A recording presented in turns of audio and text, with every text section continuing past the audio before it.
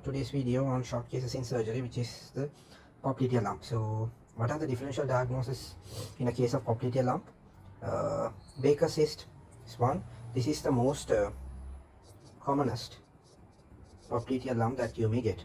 And popliteal artery aneurysm or pseudoaneurysm, hope you know the difference between aneurysm and pseudoaneurysm, because the popliteal artery goes through the popliteal fossa region.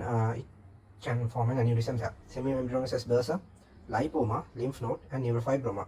And lipoma, lymph node, you have to remember, these are one of the commonest lumps that you may encounter in anywhere else in the body. So in popliteal region also there are lymph nodes which can enlarge. So lymph node is a differential, lipoma is a differential, which will be a superficial lump. And if we go deep into this popliteal cyst, which is also known as Baker cyst. So Baker is the person who has introduced this disease entity. So name of the person. So Baker cysts are the most commonest lumps in the popliteal fossa. So as the famous saying goes, common things are always common. So you may also communicate this as a short case. So this is the fluid accumulation in the semimembranosus gastrocnemium bursa. So if I draw the if I draw the knee joint, this is your femur, and if you have your tibia somewhere here, your knee joint will be knee joint synovial cavity will be somewhere like this, and this is your synovial fluid. Okay, so usually there will be a valve here in between your gastrocnemium semimembranosus bursa and the knee joint synovial fluid. Okay, so with wear and tear, with aging, or with meniscal tears, this one-way valve can become incompetent, and the synovial fluid inside your valve will be somewhere here, and the synovial fluid which is inside your in between your joint can come out of this joint area and become filled within this gastrocnemius semimembranosus bursa, which will eventually result in popliteal cyst or the Baker cyst. So this is what you call the Baker cyst. So this has a communication with the knee joint, and this is commonly, commonly in the sense when you are describing this Baker cyst, it is typically mentioned as the medial popliteal mass. Medial popliteal mass in the sense you have your semimembranosus muscle here, muscles here. This will be your semimembranosus. So underneath the semimembranosus, on the medial side, you will find this lump. Okay, so medial popliteal mass that is most prominent with the patient standing and the knee fully extended, and that softens when the knee is bent to 45 degrees, which is called the Focher sign. So Focher sign means when the knee is fully extended, this Baker cyst will be more prominent, and when the knee is flexed with the increased space inside this synovial cavity, this fluid will go through this valve and accumulate in this space, which will eventually result in shrinking of the Baker cyst. So medial popliteal mass that is more prominent when the patient is standing and the knee fully extended, and which disappears when the patient flexes the knee joint. So in a short case, this is how you should present this popliteal lump. So I have given an example.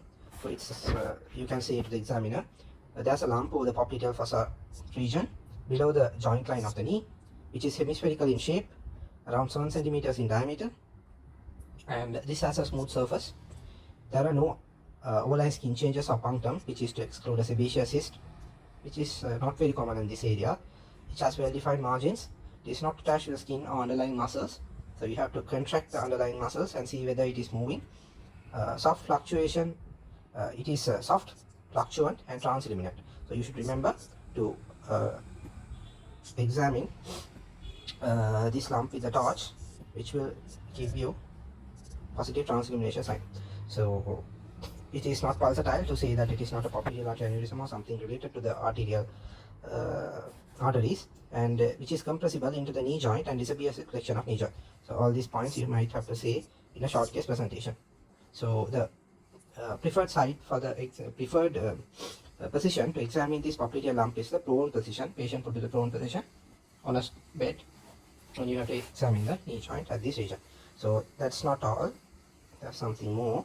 So also you have to say, after examining the patient in the prone position, you have to check for crepitus of the knee joint, and most of the times this will be present. So you have to say, on knee joint examination, crepitus was felt, no patellar tap sign or redness or swelling of the knee joint is evident. So crepitus is felt means, which means there might be underlying osteoarthritis in these patients.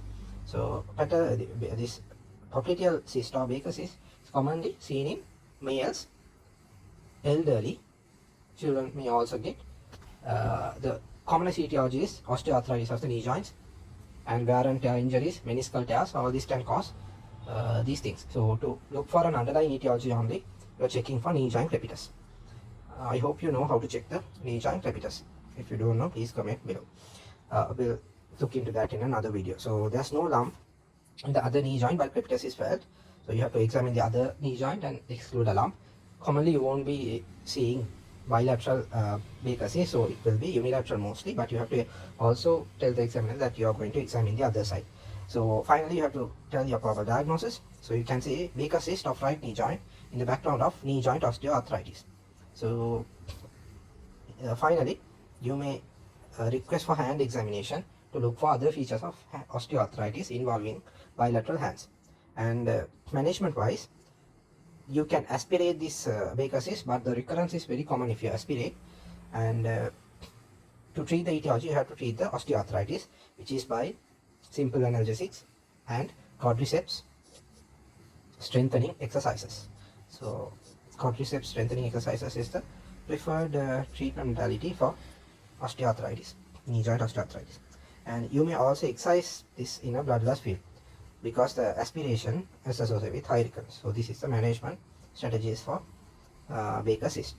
So the next type of popliteal lump that you may get is popliteal artery aneurysm. So if you ask to examine the lump directly, you can proceed with the routine steps, that is lump examination, size, shape, surface, those kind of things. And if you're asked to examine the pulse, so the instruction may vary. So if you're asked to examine the pulse in a patient, low limb pulse, you start with femoral pulse, and when you check the popliteal pulse, you will be able to feel the popliteal artery aneurysm, and you carry on your lump examination from there. Okay, so instructions may vary. You have to cater your examination techniques and examination steps of examination depending on the instruction you get. So if you get a popliteal artery aneurysm in a short case, when you present it, you have to say that there's a hemispherical shaped lump over the popliteal fossa region, just 2 cm in diameter, soft and fluctuant, but transillumination is negative, which means if transillumination positive, mostly it will be a Baker cyst. But in popliteal artery aneurysm, since the aneurysm is filled with blood, it will not be transilluminant. Cystic fluid is the one that is transilluminant, so this will not be transilluminant. And smooth surface with regular borders, not attached with the skin or the underlying muscles, doesn't change in size with the flexion of the knee joint. That which means you are saying that the Faucher's sign is negative here. And there will be expansile pulsation, and bruit will be heard sometimes. And also remember to check the distal pulses in these patients, which is the posterior tibial and dorsalis pedis, to check for embolic phenomena in the foot, which means you have to check for gangrenes in the toes. In toes, you have to exclude the gangrenes on the tips. Also, you have to request to examine the other lower limb, because popliteal aneurysms, unlike Baker cyst, are 50% are bilateral. So you may encounter a popliteal aneurysm the other side too.